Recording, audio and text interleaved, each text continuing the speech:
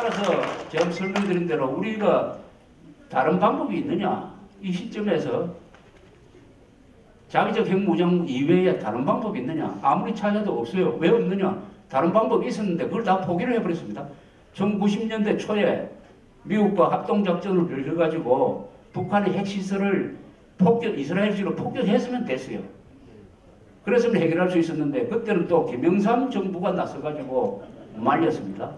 그걸 또 자랑하고 있어요. 자기가 전쟁을 막았다고 또 자랑을 하고 있습니다. 이런 식으로 다 역대 정부가 손을 놓고 있는 사이에 이제는 드디어 우리 국민들이 더 물러설 수 없는 벼랑에 몰렸습니다. 더 물러서는 것은 노예적 굴종으로 가는 길이에요. 아니면 적화 통일로 가는 길이고, 이것은 북한이 핵을 가지고 우리가 핵을 갖지 않으면은 한반도에서 전쟁 위협이 높아집니다. 전쟁 위협이 높아집니다. 전쟁이라는 것은 양쪽 군사력이 팽팽하게 균형이 있을 때 전쟁을 막는 거 아닙니까? 그러나 한쪽이 총을 가지고 한쪽이 칼밖에 갖지 않다면 총을 가진 사람이 꼭 싸움을 걸고 싶어지는 것입니다. 그것은 인간의 유혹이, 인간 본성의 작동인 것이죠. 자, 그러면 어떤 것이 가능하느냐? 예컨대 남침해가지고 서울을 포위한다. 서울 포위한 상태에서 휴전하자. 이렇게 제의를 합니다. 만약 휴전에 응하지 않으면 우리는 핵무기 쓰겠다. 그래 놓고 종북 세력한테 지령을 내려가지고 북한의 휴전 제의를 받아들이자. 또 동시에 미국과 일본에 대해서는 이것은 민족 내부 문제니까 간지하지 마라. 간지하면 우리 미사일로 쏘겠다. 이런 시나리오를 갖고 있을 것입니다.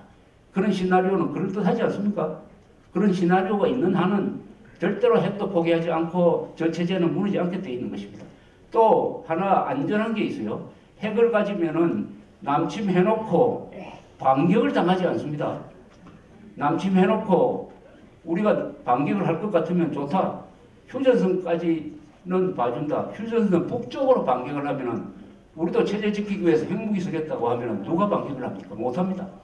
천안함 같은 사건 일으켜놓고도 우리가 보복을 제대로 할 수가 없어요.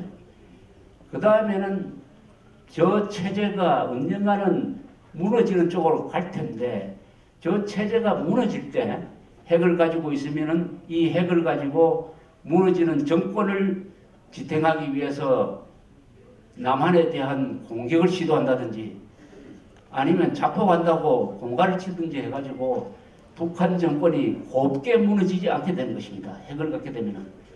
카다피가 핵을 포기하고 나서 나토와 미국의 공격에 의해서 무너지는 것을 똑똑히 봤을 것입니다. 카다피가 핵을 포기했기 때문에 저렇게 길가에서 맞아 죽었다.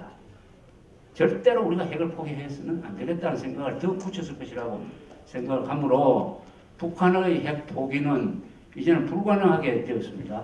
핵을 포기시키는 게 불가능하게 된 것은 미국이 전쟁을 하지 않을 것이고 중국은 적극적으로 북한을 비호하고 있다. 이렇게 되면은 결국은 지금 우리가 다 알면서도 인정하기 어려운 상황을 또 하나 직시할 필요가 있다고 생각합니다.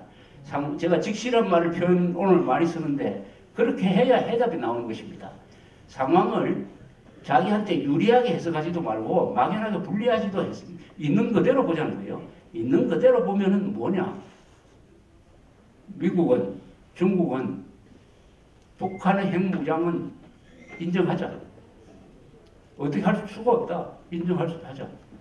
그것을 외국에 판다든지 테러리스트에 넘기는 것만 차단하자. 미국은 북한이 만든 핵이 미국 영토에 들어와서 테러에 이용되는 것, 이것은 막겠다. 중동에 가는 것도 막겠다. 요 정도만 하고 북한의 핵 보유는 인정하자. 이렇게 된 거 아닙니까? 이렇게 됐다고 봐야 돼요. 이 상황을 또한 직시를 해야 된다 이겁니다. 미국이 막아주겠지. 아니 미국이 20년 동안 못 막았는데 무슨 수로 막습니까? 더구나 북한이 핵무장한 어떻게 막습니까? 아까 이상훈 장관님 말씀대로 핵무장한 체제에 대해서 선제 공격을 어떻게 합니까 도대체? 선제 공격했다가 우리가 핵 공격을 오히려 당하면은 전쟁 범죄 플러스 쓸데없이 핵무장한 국가를 건드렸다가 핵 보복을 받아가지고 지도상에서 없어진 대한민국 이렇게 기록될 거 아닙니까?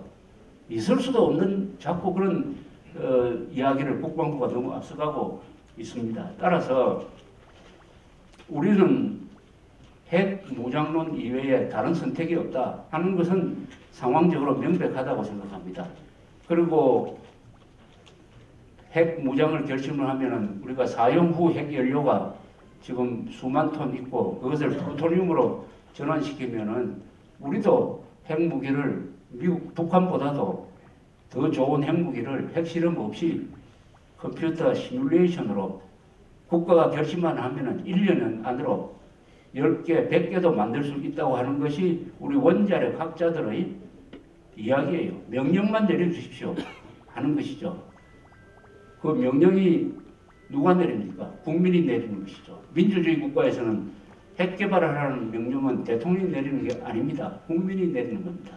그래서 이런 발상을 제가 한번 해봤습니다. 국민투표에 걸자. 물론 대통령이 국민투표에 걸 수가 있습니다.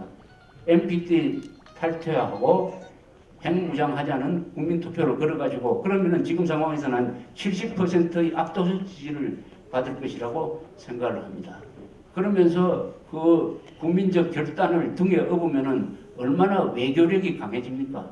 아이고 박근혜 대통령 잘못 다루었다가는 한국 사람 전체를 적으로 돌리겠구나. 저것은 정권이 뭐 바뀌어도 안 변하겠구나. 세계 5대 공업국입니다. 한국이.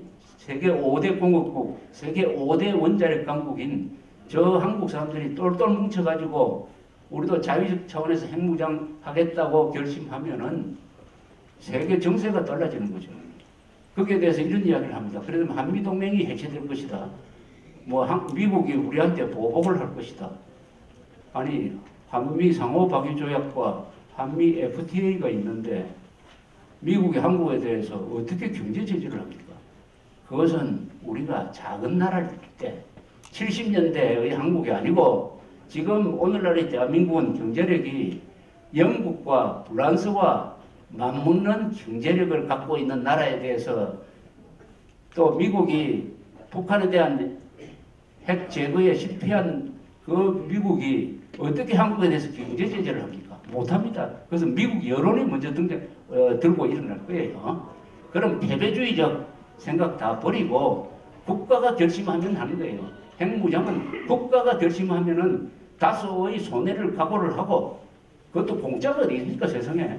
돈 하나도 안 들고 위험 하나도 없이 핵무장 해결하겠다고 하다가 지금 이 꼬라지가 났으니까 우리는 만난을 어려움을 각오하고 그것 때문에 경제가 다소 주춤하는 것도 각오하고 가야 된다. 인도의 예가 있습니다. 인도가 1998년에 핵실험을 여러 번 했어요.